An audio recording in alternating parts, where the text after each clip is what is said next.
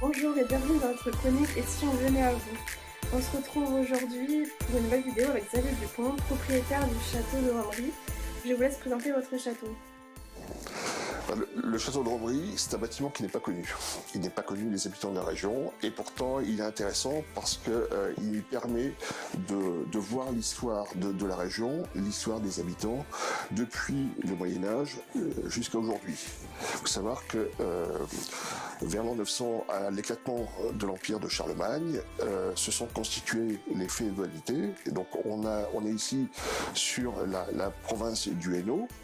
Et on est sur une zone frontière et c'est constitué petit à petit les féodalités et donc Romery a d'abord été une motte castrale donc vers l'an 900, donc on n'est pas à quelques années près, on parle de siècles.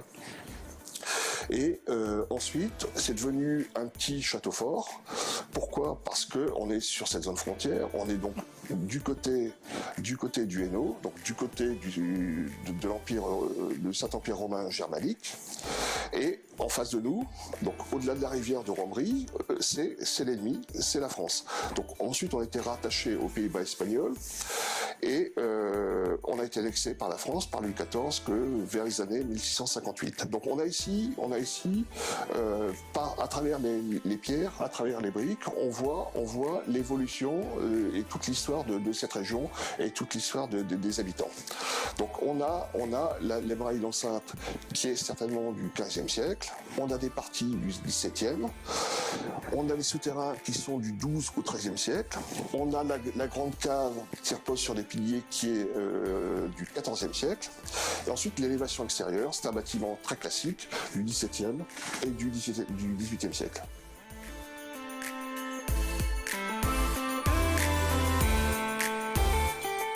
Et a-t-il eu lieu des événements historiques au sein du château? On a accompagné l'histoire de la région. Cette histoire est très riche, parce qu'on est sur une zone où il y a eu énormément d'invasions. Du temps des Nerviens, on a Jules César qui est venu combattre les Nerviens, certainement ici à côté. On parle de la bataille sur la Selle, ou éventuellement sur la Sambre. Ensuite, on a toutes les grandes invasions, les Huns, les Vikings, les Hongrois, les Germains, tout le monde est passé par ici. Donc cette histoire-là fait partie intégrante du site, du château. Par contre, on a le bâtiment qui a commencé à se construire certainement vers le 9e siècle, après l'éclatement de l'empire de Charlemagne.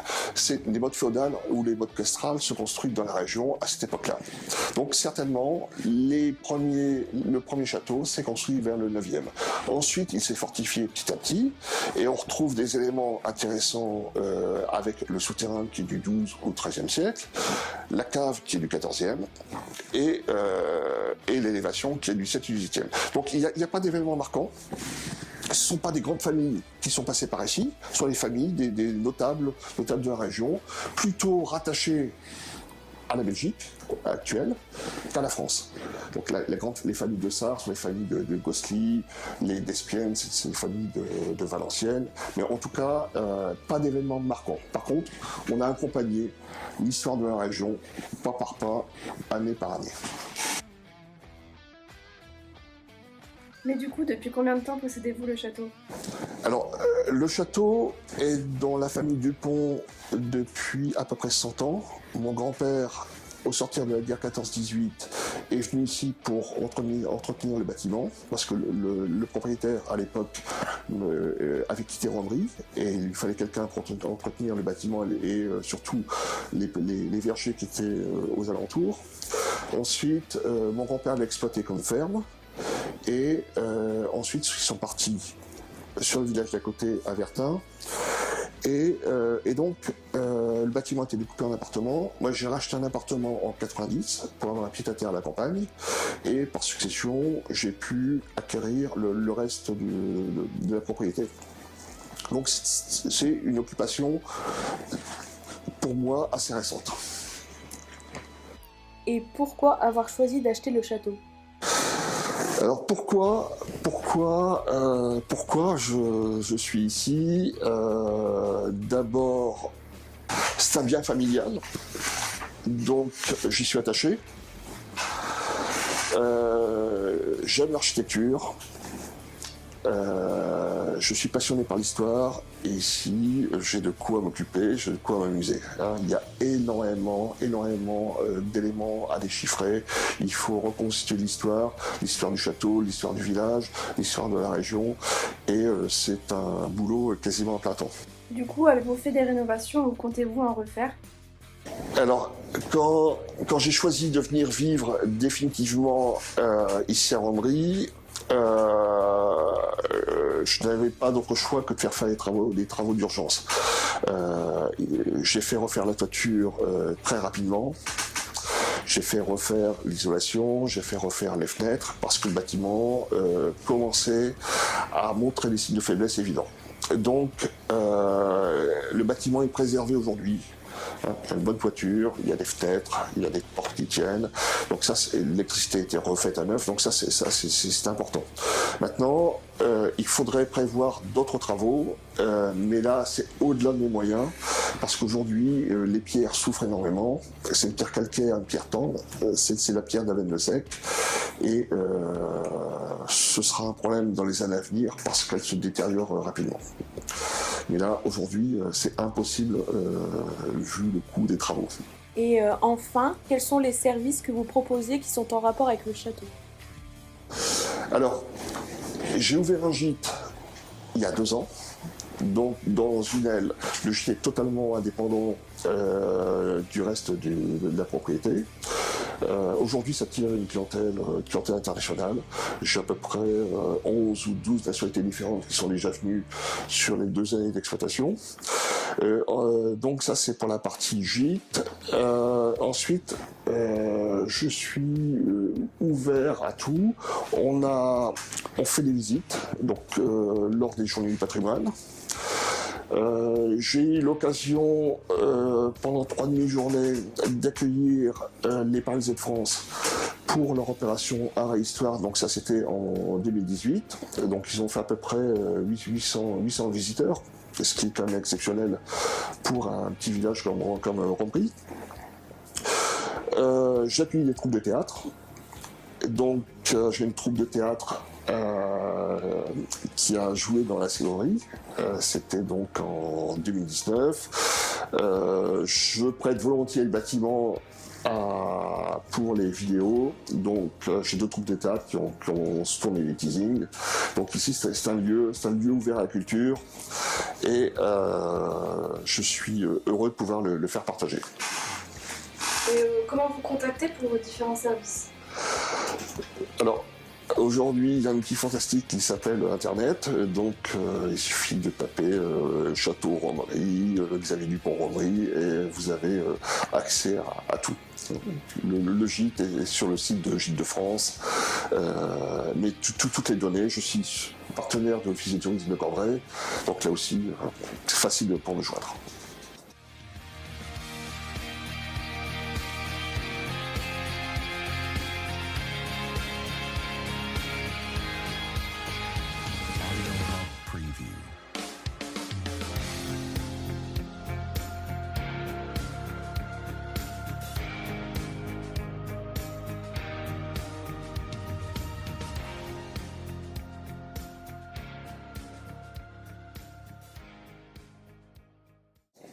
Alors maintenant, je vous laisse présenter votre association Trésor de Pierre en Pays Solemois.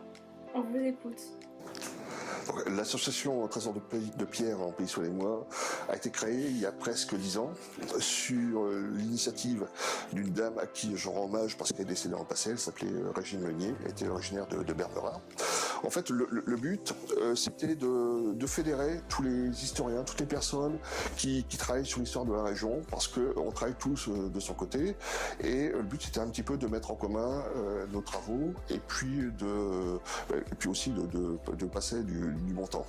En fait, donc on a commencé à travailler, et on a un noyau dur d'une dizaine de personnes, Mais c'est un lieu ouvert. C'est un lieu ouvert. Chaque fois que l'on travaille sur un sujet, on ouvre les portes à des personnes plutôt expertes. Je prends un exemple. Quand on a travaillé sur la commémoration du centenaire de la guerre 14-18, on a fait appel à des personnes beaucoup plus compétentes que nous, qui nous ont apporté énormément.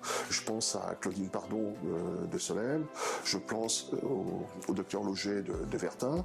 Donc on ouvre le cercle, et ça nous permet d'approfondir le sujet et puis de faire à chaque fois une ou deux conférences, de faire des expositions. Celle que l'on a fait sur 1918, c'était à Vertin, elle a eu un succès important. On a eu à peu près 400 visiteurs, 400-500 visiteurs. On a eu à peu près 200 personnes qui ont assisté aux 2 conférences. Et ensuite, on fait des circuits, des visites. Bon, ça a été le cas, par exemple, pour les moulins. On a travaillé sur les moulins qu'il y avait sur les vallées, les moulins à papier, les moulins à huile, les moulins à vent, les moulins à eau. Et on fait donc des parcours. En 2019, on a fait un travail intéressant sur l'architecture rurale. Donc, on a fait donc 2 circuits complets, un sur Vertin, un sur Romry, qui nous ont permis de valoriser le patrimoine local, de valoriser le matériau qui est la brique, et ça nous a permis de décrypter, de montrer aux personnes qui étaient sur place, aux visiteurs, de montrer tous les signes ésotériques que l'on peut voir dans le bâti ancien.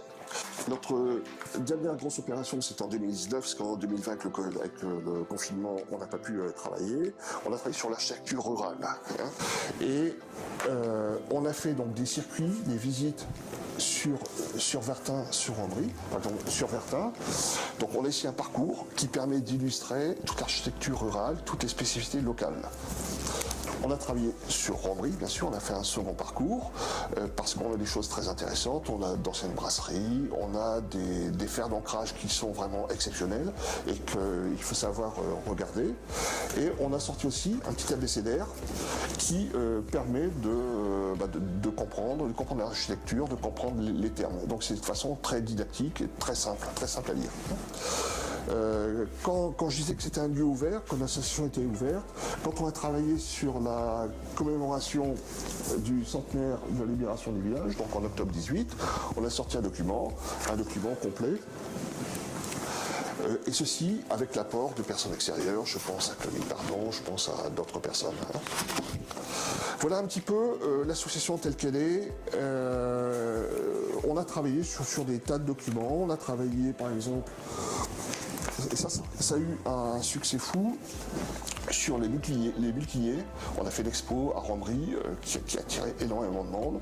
On a eu beaucoup de monde sur les conférences et là on a eu donc l'apport extérieur d'hôtelières qui sont venues de Valenciennes, l'apport d'une troupe de danse qui s'appelle du Filard Tendre, qui est originaire je crois de Caudry. Donc voilà, notre association c'est un lieu ouvert. Et donc s'il y a des personnes qui sont intéressées pour venir nous rejoindre, dès 2021, on a plein de projets et on devrait travailler sur le patrimoine sur les paysans de 1900-1950 et le patrimoine rural, donc les fermes anciennes. Donc ça c'est le programme de 2021 si tout va bien. Et peut-on retrouver vos documents ? Alors, tout ce que l'on a édité est toujours disponible, il suffit de me le demander. J'ai encore des documents sur la vie au village vers 1900, sur les multiniers, sur la guerre 14-18. D'ailleurs, ce document est en vente aussi chez Debourg. Les documents sur Vertin, Romry, tout est disponible. Il suffit de me le demander. Comment peut-on vous contacter ? Très simple. Xavier Dupont, Romry. Mon téléphone, il est partout. Il suffit de regarder sur le net ou dans la lumière. Bon merci encore une fois d'avoir répondu à nos questions et merci à vous, chers téléspectateurs, d'avoir suivi cette vidéo. Et on se retrouve bientôt pour une prochaine vidéo.